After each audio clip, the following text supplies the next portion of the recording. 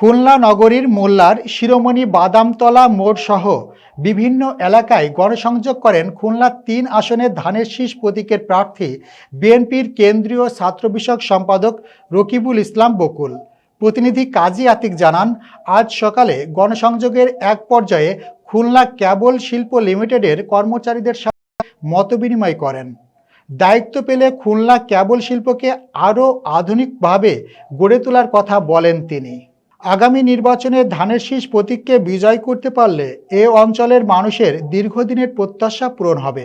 আগামী ১২ ফেব্রুয়ারি সকলকে ভোট কেন্দ্রে গিয়ে যোগ্য প্রার্থীকে ভোট দেওয়ার আহ্বান জানান তিনি।